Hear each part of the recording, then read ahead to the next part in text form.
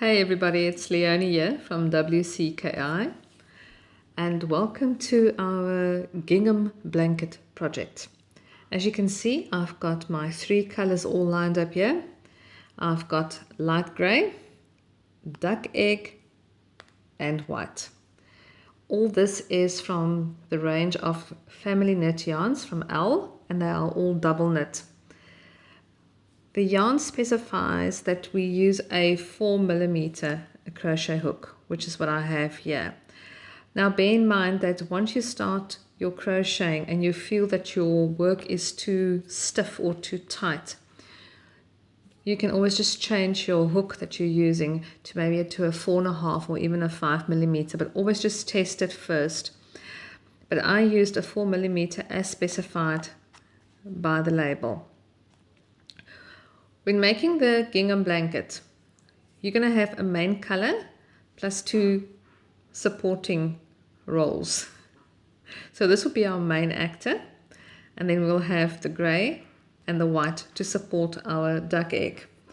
And for that reason, seeing that my duck egg is my main color, this means that in every color change I do in my rows now, duck egg will appear.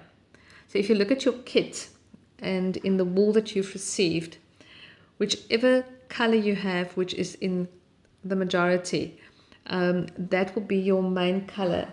You would have received about four colors, four balls of wool on one color, and then two each in the other colors. So let's say, for instance, then if you bought the duck egg one with the gray, you will have four or possibly 8, depending on the size of wool that we entered into your package. So you will have, on this one, you'll have 4 balls of duck egg, and you'll have 2 of the light grey and 2 of the white. Just bear in mind that in your kit, you've got a different wool. You might have the pull skein, which is a 100-gram ball. These ones are 50 grams. So if you receive the 50 grams, your quantities will obviously be double. But in your pack, you should have received the pull skein, and your main color will be the one where you have the most balls available for your project. For the gingham blanket, I'm going to start mine with the grey, and so the first square will be grey and the last square will also be grey. I'm going to have 9 squares across on my blanket, and in order for me to have 9 squares across on the blanket, I would like to use 20 stitches per color change. So 9 squares, 20 stitches for each square. That will give me 180 chains that I'm going to start with. Now my 180 chains will make my blanket just over a meter in the length now, or in the width now rather. Just bear in mind that if you do your 180 stitches and you see it is too big, or if your tension is not quite what it should be, to adjust your stitches down or increase your stitches, as long as it is in multiples of 20. Your blocks will always be an uneven number of blocks. So if on 180 stitches, I'm going to have 9 blocks across. You cannot have 8 or 10 blocks across, because the color that you start with must also be the color that you end with. So remember, like I said, in each color change you will have 2 colors. So in the first row we're going to have light gray and we're going to have duck egg. When we get to the second color change, we're going to have duck egg and we're going to have white. And then we change back again to duck egg and grey. I keep on calling it silver. Sorry. So we'll be using the light grey and the duck egg. So in order for us to maintain a even spread here, remember, like I said, although it's an even spread, it will be uneven numbers. We've got to have an uneven number of blocks across, as well as when you do your rows. Now each color change block, like I've mentioned, is 20 chain stitches. It does not necessarily mean that you're going to have 20 rows. it has to be a nice square. And all the other ones that I've done, it worked out that for 20 chain stitches I have to do 15 rows, and it came into a nice square. So we'll see with yours as well. We'll measure it and we can carry along and see how many rows you will require in order to make your first block. But for now, let's start. Let me just get this out the way here, and let us start. My foundation chain will be in my light grey, which I sometimes refer to as silver for some reason today.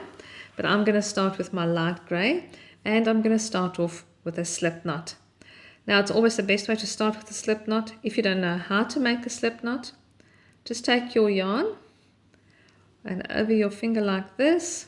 Once you've got a little loop, put that one behind. Let's just do this nice and slow.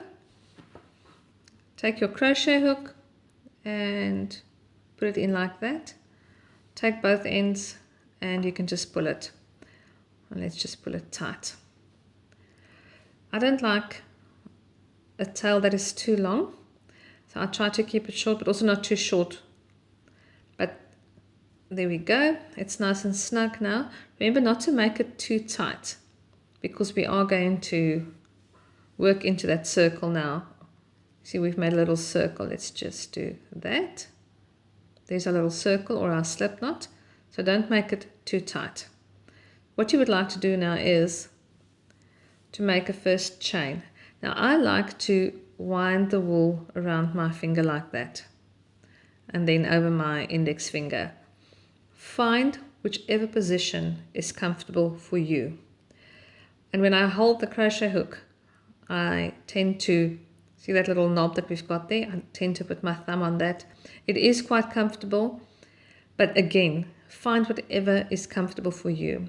Now, in order for you to make a chain, you're going to put the yarn over needle and pull through, just like that. And there we've made our first chain. Let's do that again. Yarn over and pull through. Second chain. Yarn over and pull through. Now don't worry, I will not go this slow on all 180 stitches. I will speed it up, and I will also do that off camera. But just to show you, yarn over, pull through, yarn over, pull through. There we go. And that is our chain stitches that we're going to make. Now the chain stitches are also referred to as your foundation chain. Now you will get to see that once you start reading patterns, when you see the abbreviation CH, that is for chain. And that is what a chain stitch is. Show you again. Yarn over and pull through. Yarn over and pull through. Okay, and that is how we make a chain. Now continue and make your 180 chains, measure your blanket, and I'll see you at the end.